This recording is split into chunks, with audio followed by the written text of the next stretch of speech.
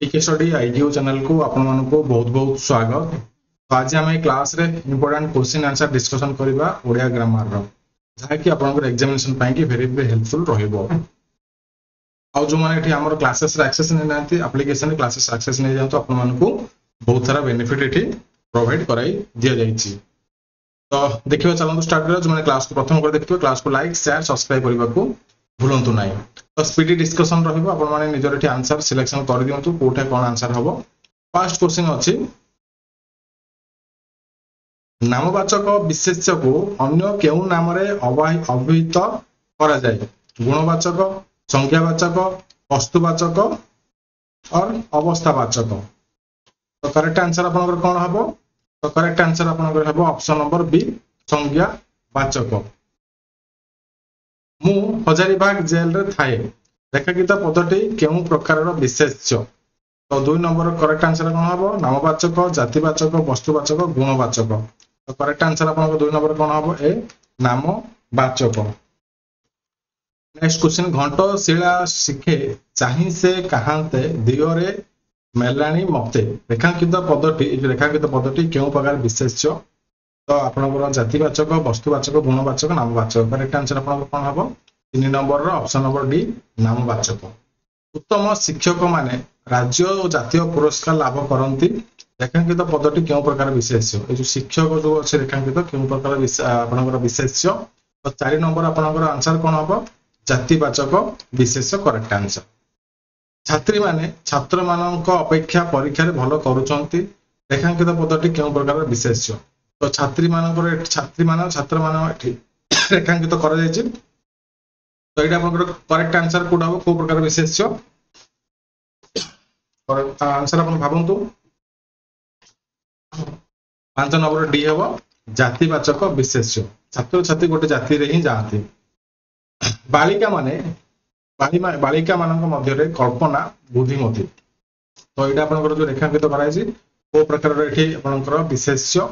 तो एटा आपनकर correct answer हबो आपनकर 6 नंबर सी जातिवाचक एवं नामवाचक। एटा आपनकर जातिवाचक रे जिवो बालिका आउ एठी आपनकर जो कल्पना करा जायछि ये आपनकर कल्पना जनकर ना।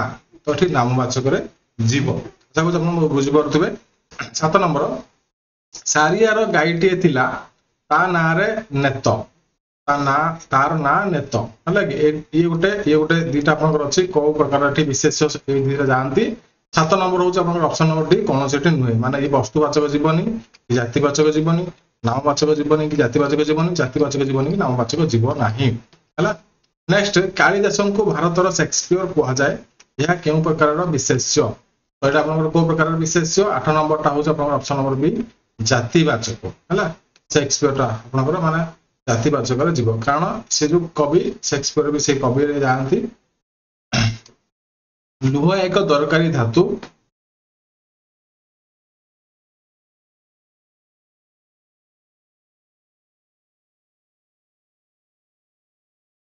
यह कि प्रकार विशेष्य। एटा आपनकर करेक्ट आंसर कोन हबो?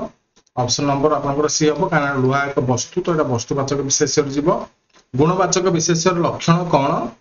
तो जहा एक वस्तुर नाम को बुझाए, जातिर नाम को बुझाए, एक मौलिक पदार्थ नाम को बुझाए, निर्दिष्ट गुणर नाम को बुझाए। तो 10 नंबर करेक्ट आंसर आपन डी यह एक निर्दिष्ट गुणर नाम को बुझाए हला। नेक्स्ट क्वेश्चन देखिबा। ए क्वेश्चन आपन पीडीएफ अपलोड हो जाए आपन क्लास पर हमर पीडीएफ पाई जिबे। मैत्री प्रीति रे माठी मुठी आमे गढीबु जीवन अतुल तुल। तो एटा आपन केउ प्रकार विशेष्य रे जाए।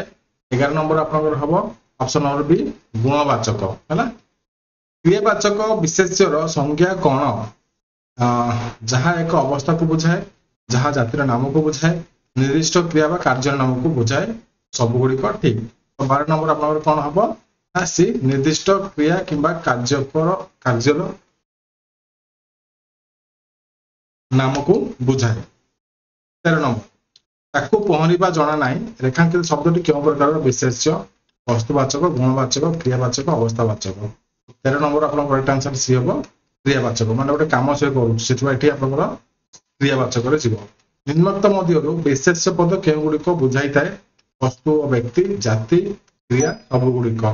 तो 14 नंबर करेक्ट आंसर हम ऑप्शन डी ये आपनकर विशेष्य पद सब गुडी को बुझाए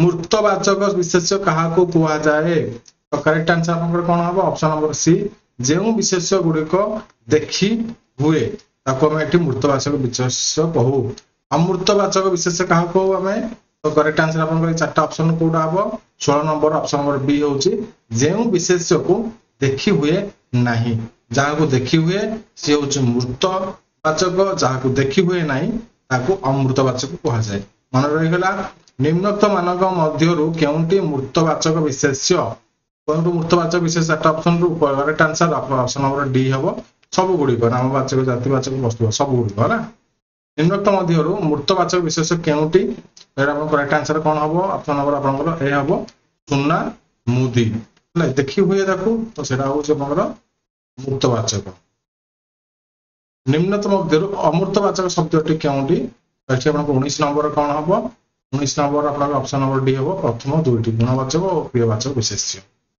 निम्नोक्त मध्यरु अमूर्तवाचक विशेष्य केउंटी तो अमूर्तवाचक विशेष्य कोटा आपनकर 20 नंबर आपन करेक्ट आंसर कोन हबो तो आपनकर कोंतु ऑप्शन नंबर ए होची बुद्धि कारण हम बुद्धि को देखि परिबा नै हम जानि परिबा कोट देखि परिबा नै से होची अदृश्य तो एटा अमूर्तवाचक विशेष्य जाय गुणनीय विशेष्य कोन तो करेक्ट आंसर कोन हबो 21 नंबर रो ऑप्शन नंबर बी होची जहा गणी हेबो से होची आपनकर गणनीय विशेष्य निम्नोक्त मध्यरु केउंटी गणनीय विशेष्य तो एटा आपनकर करेक्ट आंसर कोन हबो 22 नंबर ऑप्शन डी सब गुडी को माने फल नदी बही आपन गणी परिबे हला गणनीय माने गणी परिबे जोटा अगणनीय विशेष्य लक्षण कोन जहा को कोन से इजी सब इजी जहा को गणी हेबो नै से अगणनीय गणी हेबो जे गणनीय जहा को गणी हेबो नै अगणनीय काउंटिंग करि हेबो नै 24 नंबर निम्नोक्त मध्यरु केउंटी अगणनीय विशेष्य आपण देखि के आराम से जानि परिबे 24 नंबर डी सब गुडी को निया पानी बाली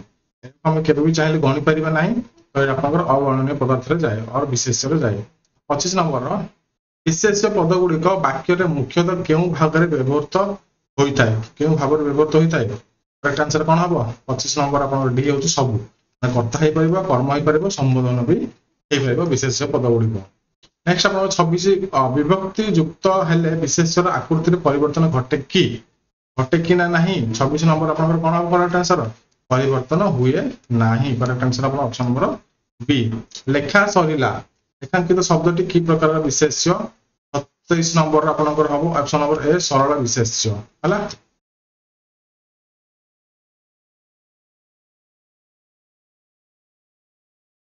नेक्स्ट आपनकर हबो लेखा जोखारे से मोर दादा हेबे लेखांकित पदटी केउ प्रकार विशेष्य कोंतु 28 नंबर रो ऑप्शन नंबर सी हबो यौगिक विशेष्य लेखा जोखा हला तो आपनकर यौगिक विशेष्य हबो मूल शब्द रे अन्य एक शब्द जोग हेले ताको की प्रकार विशेष्य कहंती 29 नंबर कोन हबो ऑप्शन नंबर बी यौगिक विशेष्य हला जेमति लेखा जोखा 30 नंबर यौगिक विशेष्य गुडी कर लेखा जिबा उचित तो आपनकर को किपर लेखा जिबा उचित लाइक आपनकर एग्जांपल कोन अछि 30 नंबर करेक्ट आंसर कोन हबो ऑप्शन नंबर बी जोड़ा जोड़ी हला निम्नोक्त मध्यरु भिन्न विशेष्य को चिह्नित कर गंगा जमुना गोदावरी कावेरी महानदी कोडा भिन्न विशेष्य 31 नंबर आपन डी हबो गोदावरी हला लोह रक्त पत्थर सुना सुख एमान मध्यरु भिन्न विशेष्यटी किए 32 number correct answer option number D सुख हला लड़ाई खेल